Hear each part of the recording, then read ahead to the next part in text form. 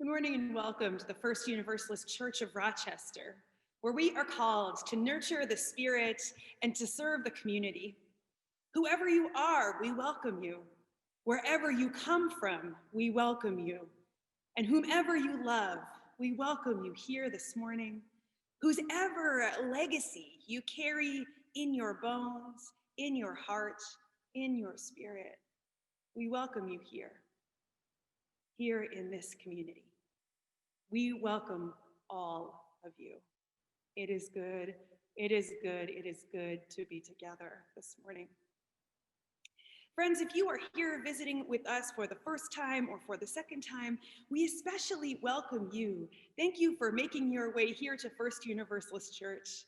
There is a visitors form that can be found in the chat. Please click on it and fill out the form at your convenience, so we can offer you a broader welcome than what we can just offer you here in this worship service, in this virtual sacred space.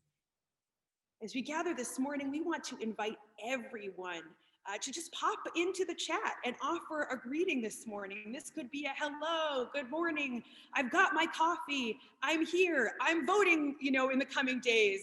I have a voting plan, whatever it is that you would like to offer in the chat this morning for a greeting. We are so glad you are here. This is our way to get to greet one another and to know who is in the room.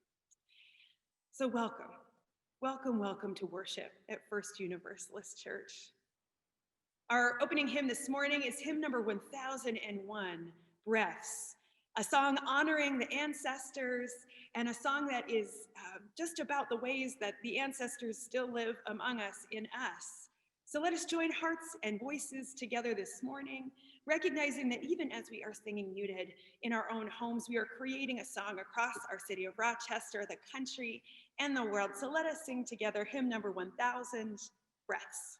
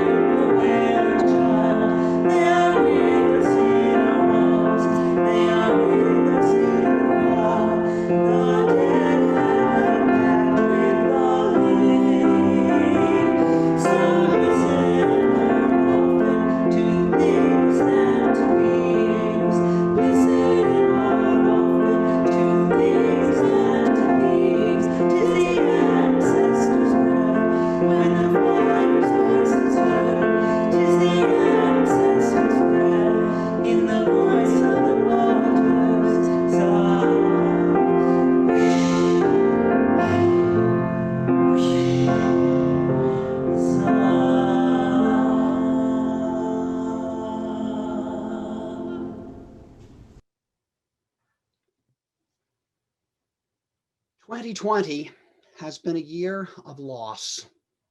of safety, of companionship, of economic security, of family and friends. I haven't lost anyone close to me personally to COVID, but many people have. And over the past 5 years, Kelly and I have lost her mother, and my father. In this time of loss and seclusion, I find myself thinking of them often. There's a wistfulness for what is gone that I expect I'll be feeling more and more as I myself grow older. This week, as we approach the holidays of Samhain and All Souls, I find myself thinking of my grandparents as well, 2 of whom died when I was just a teen. My father told me that my grandmother's greatest regret was not living to see me grow up. I hope she would have been proud of me. I hope I do justice to her legacy. Many of you, I'm sure, will be feeling similar wistfulness and hope this coming week. In a spirit of shared remembrance, come, let us worship together.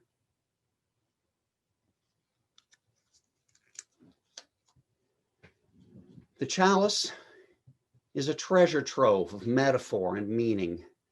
As we kindle its flame today, we remember our ancient forebears for whom the village fire was a source of renewal, of purification, and of community.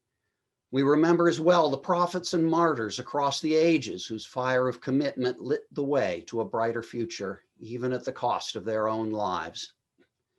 And we remember those closer to home who kept the hearth fires burning, imprinting in our hearts the meaning of love and family. As I light this chalice, and as many of you light your own at home, please join in saying our chalice words in unison. May we be a people of welcome, here to grow in heart and mind and spirit, and may we reach out to serve our community. Please join me in our affirmation of faith, followed by the doxology. Love is the doctrine of this church. The quest for truth is its sacrament, and service is its prayer. To dwell together in peace, to seek knowledge in freedom, to serve humanity in fellowship, to the end that all souls shall grow into harmony with the source and meaning of life. Thus do we covenant with each other and with all.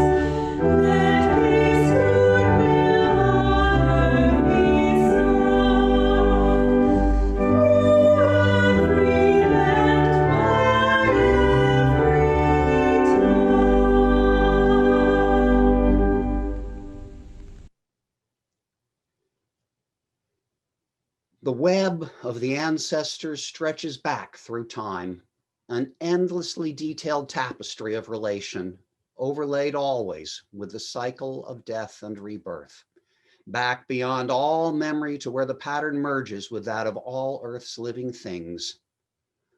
All that we see today reflects the lives of those who came before. Everything we do is sequel to their hopes and dreams. Let us act, therefore, in ways that do honor to their legacy, that beautify the pattern and sustain it for the countless generations yet to come. We give thanks this morning for the many gifts of time and energy and spirit, of which the offering is only a symbol. Please copy and paste the link that you will find in the chat window to give online to the First Universalist Church, or feel free to send a check in the physical mail.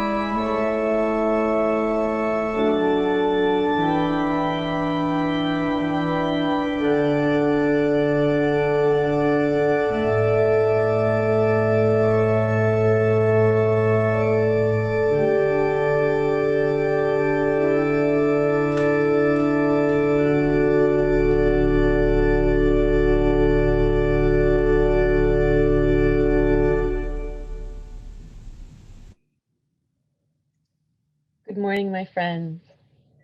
So often when we are grieving or remembering, one of the things that brings perhaps the most comfort to our hearts is remembering the gifts that we have been given by those we have loved and lost. Things, knowledge, wisdom that they have passed on to us. And we might think of ways that we could continue to share that love and wisdom with others and keep the circle of love going. And that's what today's story is about.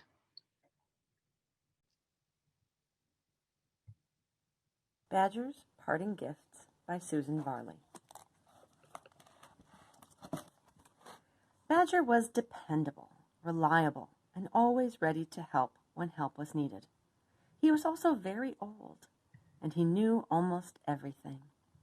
Badger was so old that he knew he must soon die. Badger wasn't afraid of death. Dying meant only that he would leave his body behind. His body didn't work as well as it had in days gone by. Badger wasn't too concerned about that. His only worry was how his friends would feel when he was gone. Hoping to prepare them, Badger told them that someday he would be going down the long tunnel, and he hoped they wouldn't be too sad when it happened. One day, as Badger was watching Mole and Frog race down the hillside, he felt especially old and tired. He wished more than anything that he could run with them, but he knew his old legs wouldn't let him. He watched Mole and Frog for a long time, enjoying the sight of his friends having a good time. It was late when he arrived home. He wished the moon good night and closed the curtains on the cold world outside. He made his way slowly to the warm fire that was waiting for him deep underground. He had his supper and then sat down at his desk to write a letter. When he had finished, he settled down in his rocking chair near the fire. He gently rocked himself to and fro, and soon was fast asleep, having a strange yet wonderful dream, like none he'd ever had before. Much to Badger's surprise, he was running. Ahead of him was a very long tunnel. His legs felt strong and sure as he ran toward it. He no longer needed his walking stick, so he left it lying on the floor in the tunnel. Badger moved swiftly, running faster and faster through the long passageway, until his paws no longer touched the earth. He felt himself turning end over end, tumbling and falling, but nothing hurt. He felt free. It was as if he had fallen out of his body. The following day, Badger's friends gathered anxiously outside Badger's door. They were worried because he hadn't come out to say good morning, as he always did. Fox broke the sad news that Badger was dead and read Badger's note to them. It said simply, "Gone down the long tunnel. Bye-bye, Badger." All the animals loved Badger, and everyone was very sad. Mole, especially, felt lost and desperately unhappy. In bed that night, Mole could think only of Badger. Tears rolled down his velvety nose, soaking the blankets he clung to for comfort. Outside, it began to snow. Winter had begun, and soon a thick layer of snow hid the animals' homes, where they would stay snug and warm during the cold months. Snow covered the countryside, but it didn't conceal the sadness that Badger's friends felt. Badger had always been there for anyone who needed him. The animals all wondered what they would do now that he was gone. Badger had told them not to be unhappy, but it was hard not to be. As spring drew near, the animals often visited each other and talked about the days when Badger was alive. Mole was good at using scissors, and he told about the time Badger had taught him how to cut out a chain of moles from a piece of folded paper. Paper moles had littered the ground that day. Mole remembered the joy he felt when he had finally succeeded in making a complete chain of moles with all the paws joined. Frog was an excellent skater. He recalled how Badger had helped him take his first slippery steps on ice. Badger had guided him gently across the ice until he gained enough confidence to glide out on his own. Fox remembered how, when he was a young cub, he could never knot his tie until Badger showed him how. Starting with the wide end of the tie, it's right over left, once around the back, up, then down through the crossover, and holding the back of the tie, push the knot up to the neck. Fox could now tie every knot ever invented, and some he'd made up himself, and of course his own necktie was always perfectly knotted. Badger had given Miss Rabbit his special recipe for gingerbread, and had shown her how to bake gingerbread rabbits. First, Miss Rabbit was well known throughout the countryside now for her excellent cooking. As she talked about her first cooking lesson with Badger so long ago, she could almost smell the wonderful fragrance of gingerbread fresh from the oven. Each of the animals had a memory of Badger, something he had taught them that they could now do extremely well. He had given them each something to treasure, a parting gift that would become all the more special each time it was passed on to others. As the last of the snow melted, so did the animals' sadness. Whenever Badger's name was mentioned, someone remembered another story that made them all smile. One warm spring day, as Mole was walking on the hillside where he'd last seen Badger, he wanted to thank his friend for his parting gift. "Thank you, Badger," he said softly, believing that Badger would hear him, and somehow Badger did.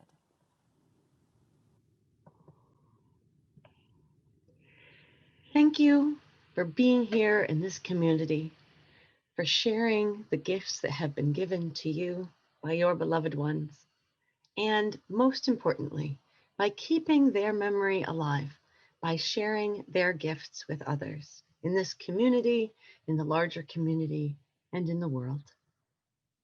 Thank you.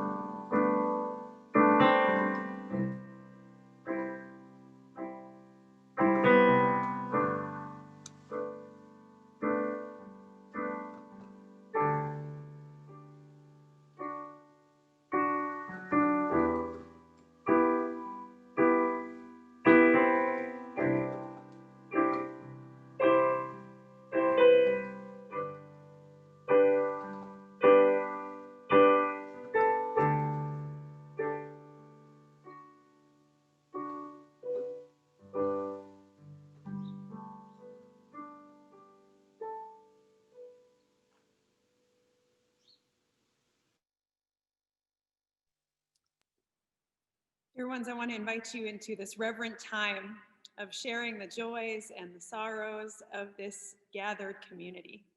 If you would like to, you can place a hand over your heart to listen from a heart-centered place and space as we join in this important ritual.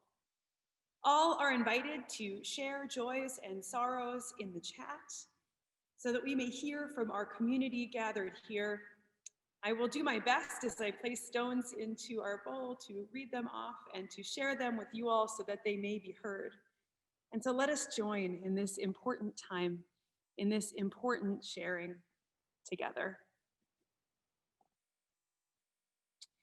Friends, we share a joy from Steve Farrington, who is so excited to vote. And I imagine that is true for so many of us. Oh my gosh, a joy from Michael Scott and Kelly. I imagine daughter Shannon has been accepted into zookeeper school. Our thoughts are with you, Shannon. Such a joy from Marty Eggers to have Hershey, her new dog, come into her life now in this time of solitude. And thank you so much for sharing the joy of Hershey with us before the service today, Marty. Oh, from John Luke's, Carol and her 90-year-old mom visited yesterday, and I will vote very soon.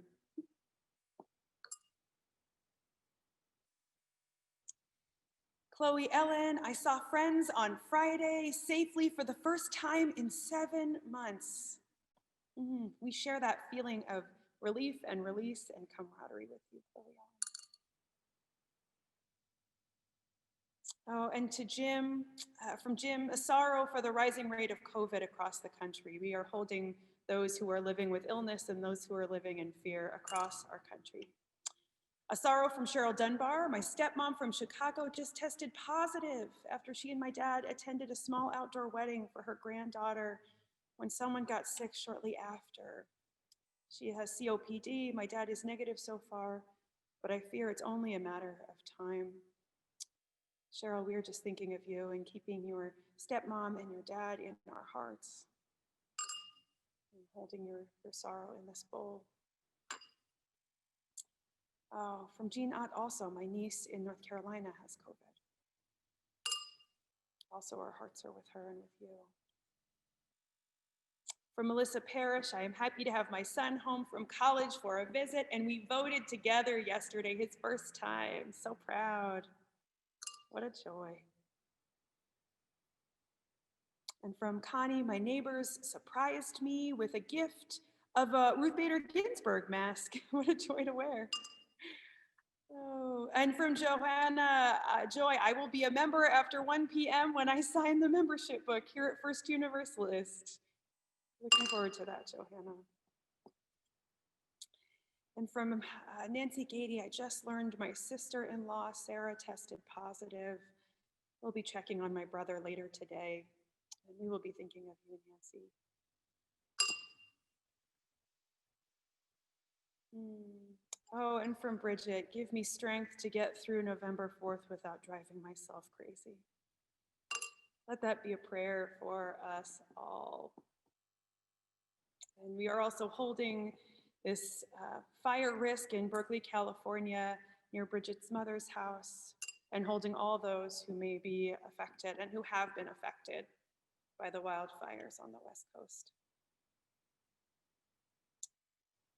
Friends, we are sitting with so much in our community, so much sickness, so much loss, so much fear, so much worry. And so let us just acknowledge that as a part of our days and a part of what's going on for all of us here. We are not alone. I will drop this final stone into the bowl for all the joys and the sorrows left unspoken in the silent sanctuaries of our hearts. May all be held in the heart of love. And I want to just invite you to take a deep breath with me as we begin to enter into a loving kindness meditation based on the Buddhist metta meditation. We will be invited in this meditation to consider our ancestors in their various and complicated forms.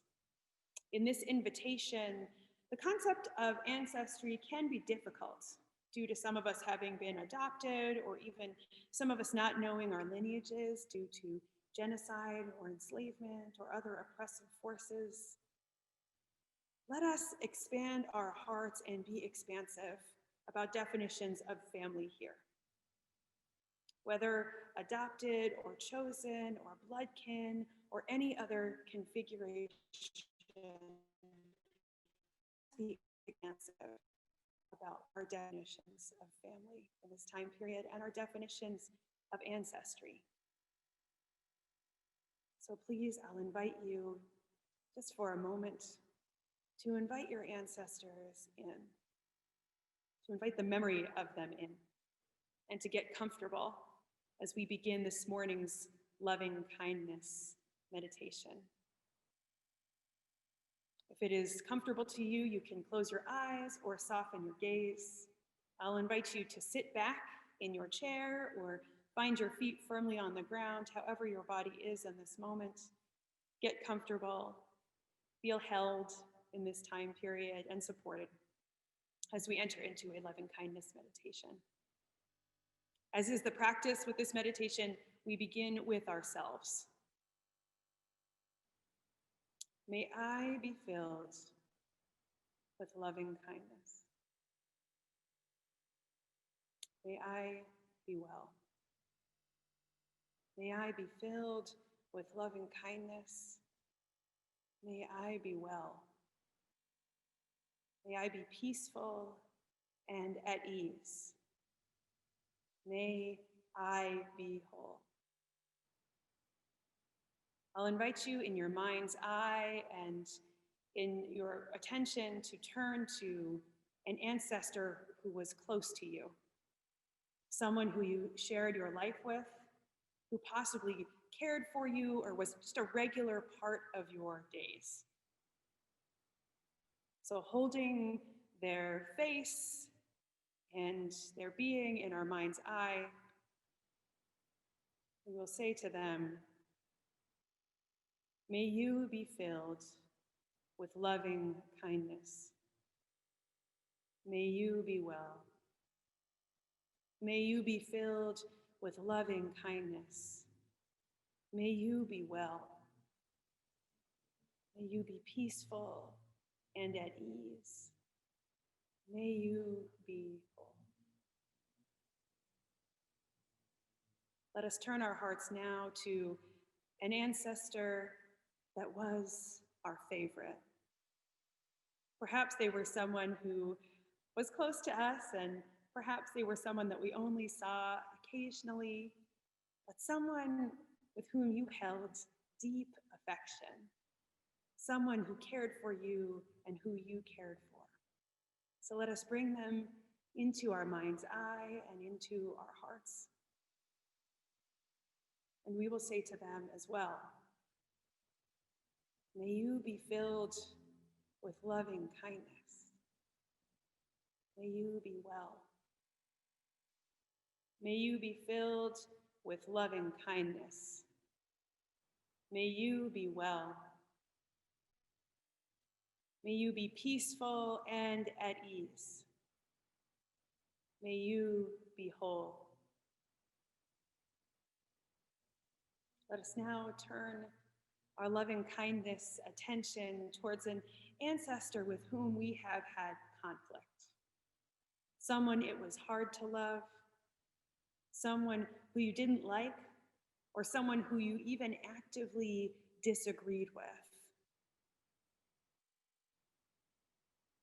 And we will say to them as well, may you be filled with loving kindness. May you be well.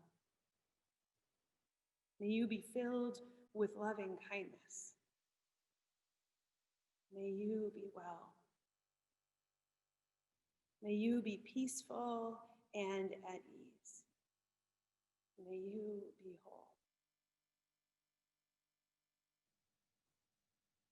And finally, we will turn our thoughts and our hearts to an ancestor from whom we feel estranged. Perhaps someone you have never met, or even perhaps someone who suddenly went from your days, who you didn't get to say goodbye to. So let us bring their face or their name into our mind's eye, or even just whatever we could know about them. And we will say to them as well, may you be filled with loving kindness. May you be well. May you be filled with loving kindness. May you be well. May you be peaceful and at ease. May you be whole. And now we will expand our heart space. We will expand our hearts to imagine and hold and envision the great cloud of witnesses surrounding us all here. Let your heart grow to hold the ancestors of those here in this virtual space. And then let us imagine the many lineages of the people in our community, in our country, in our world.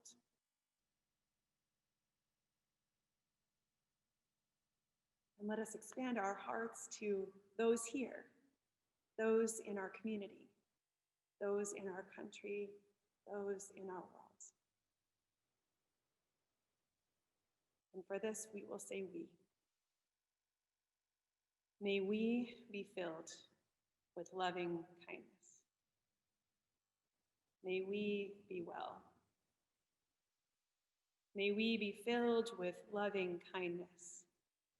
May we be well. May we be peaceful and at ease. May we be whole. As we hold our ancestors and this great cloud of witnesses in our loving kindness, as we hold this community and our neighbors and the folks in our country and in our world in this loving kindness, let us share a moment of imperfect silence together, honoring the memories, the blessings, the pain, and the joy.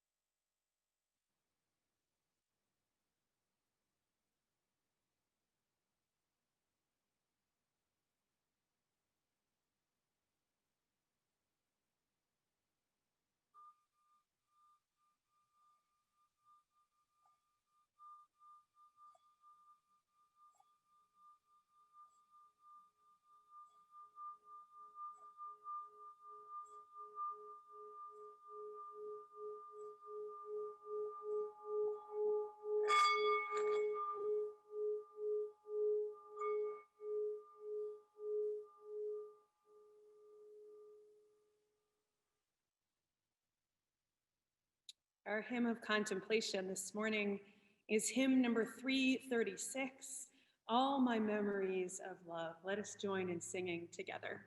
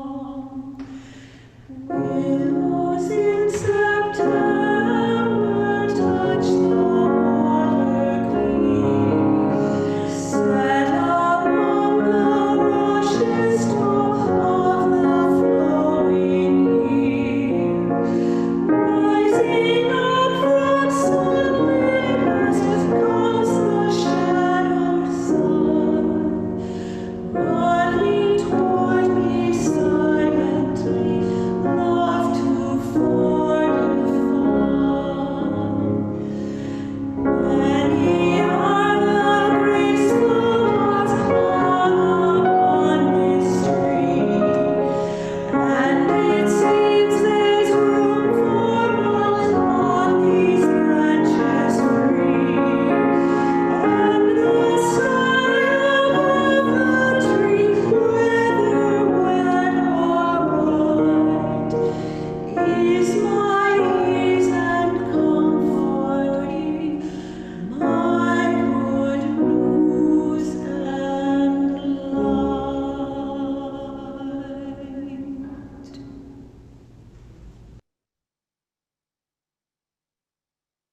Our reading this morning is called A Dirge Without Music by Edna St. Vincent Millay.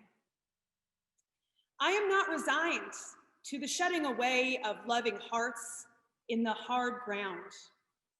So it is, and so it will be, for so it has been, time out of mind. Into the darkness they go, the wise and the lovely, crowned with lilies and with laurel they go, but I am not resigned. Lovers and thinkers, into the earth with you, be one with the dull, indiscriminate dust, a fragment of what you felt, of what you knew. A formula, a phrase remains, but the best is lost.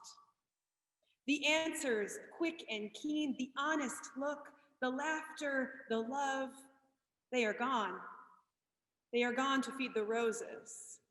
Elegant and curled is the blossom, fragrant is the blossom, I know, but I do not approve. More precious was the light in your eyes than all the roses in the world.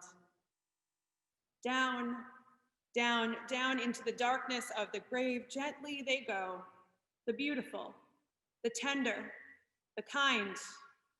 Quietly they go, the intelligent, the witty, the brave. I know, but I do not approve, and I am not resigned.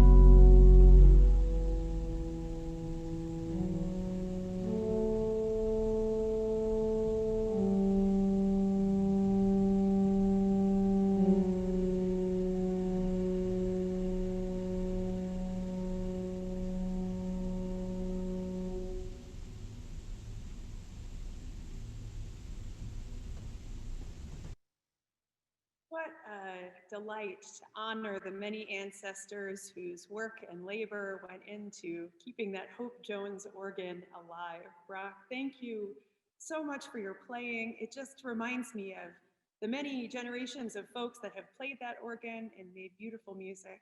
So thank you. As Michael mentioned, This morning in our call to worship, we are approaching the pagan and the earth-centered celebration of Samhain and the Christian observance of All Souls Day, a time when the veil grows thin, a time of year that many of the generations that came before us, and even those in the present day, take to connect with their ancestors, a time that has often been recognized as a time to celebrate our relationships to those who have come before us, the people who have died, who have shaped and influenced our days. As our opening hymn says this morning, those who have died have never, never left. The dead have a pact with the living. The ancestors are amongst us. They are in us. And I just want to acknowledge at the top of my time that sometimes that is not a pleasant feeling. I can remember the first time one of my father's favorite phrases came out of my mouth. One of those phrases that used to annoy the heck out of me when I was a child. He has been dead many years now, and when he was alive, I would often hate when he created these weird nicknames for me and for others, and then repeated them over and over, or even times when he would forget the name of someone in our family and replace it with another family name. I don't know how many times I was actually called by the dog's name with my dad. But there I was, doing the same things with people I loved and cared about. There I was, repeating those behaviors that used to make me bristle. This past week in midweek meditation, we visited what some of our ancestors passed along to us. We took some time to share this out, and someone shared that her grandmother was a bitter woman. Another person shared that their family passed on to them a legacy of shameful thinking. Sometimes the way our ancestors live in us, sometimes the things we carry forward from them are not really pieces of them that we wanted. Sometimes we internalize the bad stuff, or the negative stuff, or the difficult cycle that feels hard to break. What I have learned in my short time on this earth is that this does not have to be so forever and ever, amen. In fact, there are ways we can make active choices to disrupt the legacies of shame, or addiction, or oppressive behavior, or whatever it is you find yourself living with that has been handed down from your ancestors. The cycle does not have to continue. Through healing practices, through our continued search for truth and meaning, through the ways we honor our own dignity by taking care of ourselves and developing who we are as individuals, healing those parts of us is possible. Even healing our relationships with those ancestors we do not like is possible. I want to share with you all this morning a story out of my experience. In 2011, I took a pilgrimage of a sort to the Kansas City area, where I served as an intern minister in a church in the suburbs of Kansas City, and also as a chaplain resident the following year. In the 2 years that I spent in that city, I decided I was going to build a relationship to my ancestors on my father's side. I had intentionally moved out there because this was where he was from. And I thought I wanted to get to know his side of my family, many of whom I had never met, because folks on my father's side of the family lived hard and fast lives, many of them dying young, just like he did. I had some preliminary research, thankfully, a family member had done, and I began searching for their grave sites, searching for their homes. I traveled all over the surrounding area, showing up at the little house in the cemetery with a list of names, wondering if people could help me find where their graves were. spending time in front of tombstones, searching for patterns, for some way that I fit in. And I learned that many of the men in his family died young. I learned about the names of each family member. I sat with them. I listened with them. I prayed with them sometimes, if it felt right. And much of what I ended up feeling was compassion. Much of what I ended up walking away with at the end of this time was gratitude for the ways my ancestors survived, the ways they made my life possible, the way that they live in me.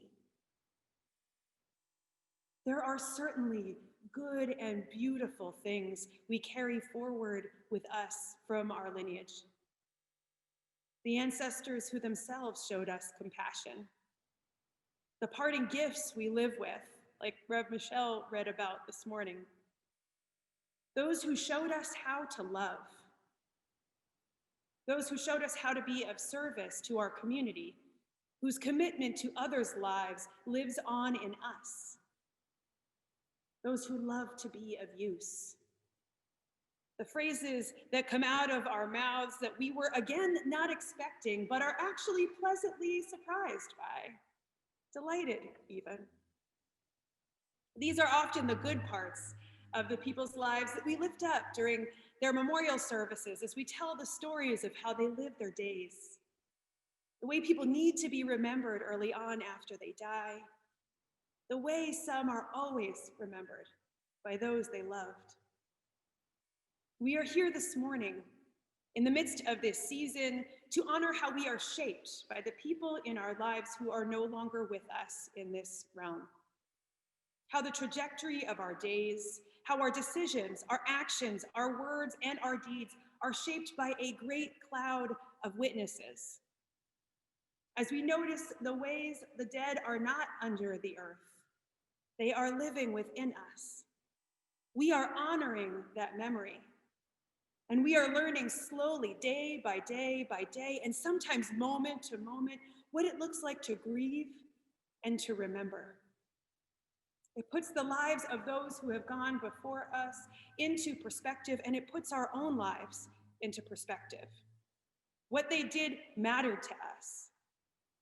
What they did perhaps still matters to us. What we do matters to others and will continue to matter for generations to come.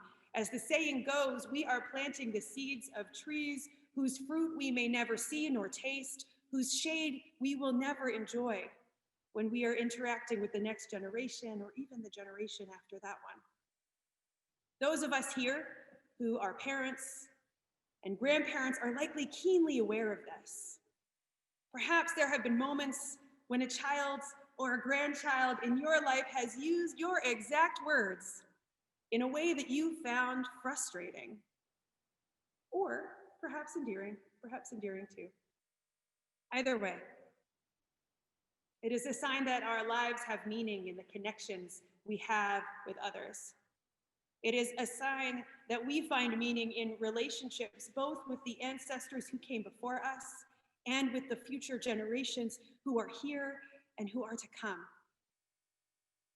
As Unitarian Universalists, we have often been a religious tradition that honors the great words and deeds of those leaders who have come before. It is the second source of our living tradition. We affirm and promote words and deeds of prophetic people which challenge us to confront powers and structures of evil with justice, compassion, and the transforming power of love. We lift up those ancestors that we love to remember: Emerson, Thoreau, Starr King, Susan B. Anthony, P.T. Barnum. The list could go on and on.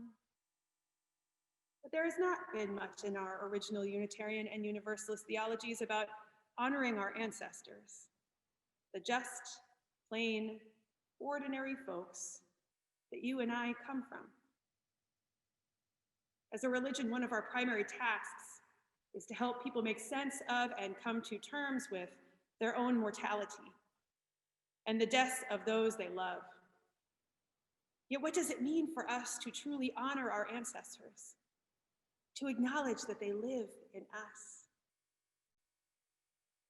We do this through ritual and ordinary times of remembering. Through times to come together to grieve, as we will next week for our annual Remembrance Sunday, and in times when we are in conversation with one another and a memory floats by, a story we just have to tell. We continue to honor their lives by telling the stories, by actively remembering. We honor the ways the ancestors live in us when we pause to recognize a phrase or a behavior that was once theirs and now is ours. Or maybe we have an object around our homes that was passed down through the generations and reminds us of their presence in our lives. We truly honor those who have gone before when we do the work of healing the cycles of shame and addiction and hardship that have been passed along to us. That healing work builds relationship back to those who have come before. When done well, it grants us compassionate hearts and understanding for where our ancestors have been, or how they were just doing the best that they could with what they had at the time. And ultimately, it grants us compassion for ourselves by placing our own struggles in a long lineage of struggles that have preceded us. We are not alone. We were not shaped in a vacuum. There are patterns and cycles that those who have preceded us have gone through. Right now, I imagine it would be such a healing act to get in touch with where our ancestors have faced hardship, where they went through larger struggles, and to see what they had to do to survive. As people currently surviving a pandemic, as folks coming to honestly face legacies of racial injustice and deep pain, as a society that is in the midst of class stratification that has always been there and has been magnified and amplified by this time of coronavirus and our country's response. Knowing the stories of those who have survived can be a deep source of strength. Knowing the words and deeds of the prophetic people in our lineage who loved and lived through hardships sets the intention for our own words and deeds in this time period. What are the stories from your ancestors that you could draw upon as you survive this moment? Where can they live in you as a way to survive? It also feels poignant to mention here that many of us have in our lineage those who sought to oppress, to harm, to actively work against the survival of ancestors also present in this. Those of us who are white, those of us whose lineage is Christian, our ancestors were often people who colonized, who enslaved, who sought out others to punish in the service of what they thought was right at the time, who used our sacred texts in a way to oppress.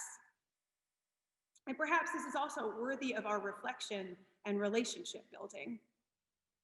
I'm not here this morning to tell you that this is easy work or something that can be done quickly. And perhaps this is what our work is to do in these time periods. For if we do not recognize how these ancestors live in us, we may continue to repeat their words and deeds completely unknowingly. There are opportunities here to right relationship and to find new fuel for ourselves in struggles for justice that come from knowing exactly who we came from and exactly what they did. Again, finding their place in the lineage of our shared history, we can heal our relationships to our ancestors and to ourselves. Gain perspective on who we are and what we are carrying forward. In this time when the veil grows thin, can we be theologically expansive enough to honor the ways that our ancestors live in the present day? Can we go there together? Can we grieve them as a community while recognizing that those who have died have never, never left? We are in a time of both and. We are in a time of both alive and dead. We are in a time of both memory and the present day. We are in a time of both survival now and looking back on how folks survived before. In the week ahead, may you be deeply in touch with what you are carrying forward. May you know who you are and who you come from. And may this knowing help you through this time, help you to honestly face some parts of yourself and go deeper. Or perhaps even offer you some space for grace and forgiveness and compassion. For I know we are all in need of a bit of grace and forgiveness and compassion in our days. We are not alone. We are amongst a great cloud of witnesses. Amen. Blessed be, and may it be so.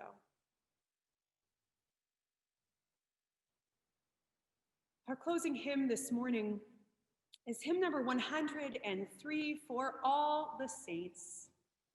We invite you, of course, to remain muted and sing out joyfully from home. Let us sing this song and hold in our hearts the complications and the beauty of the saints that went before.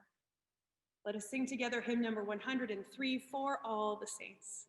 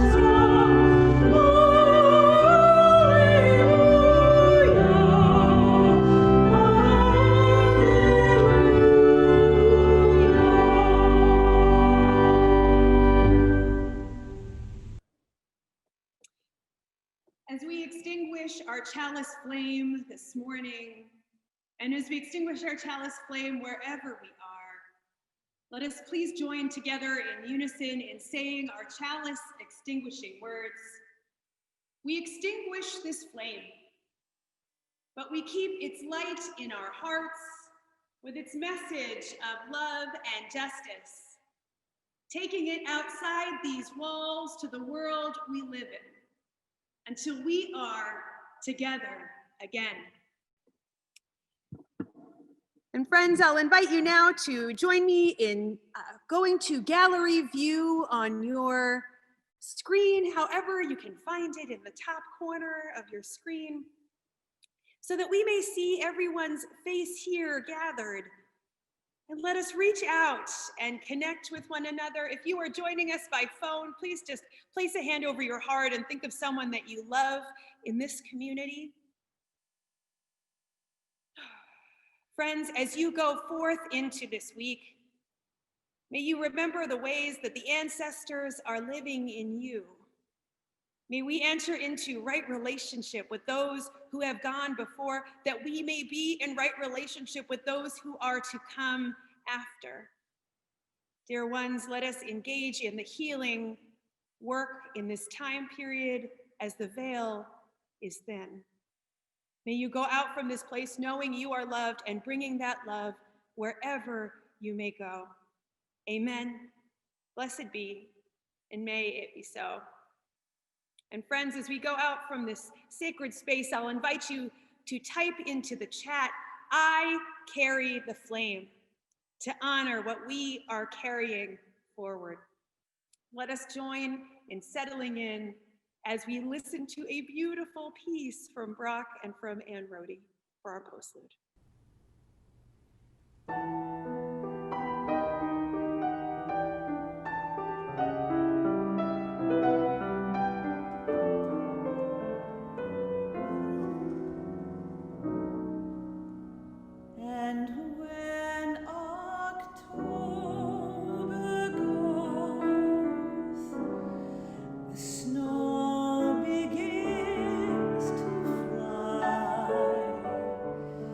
Above the smoke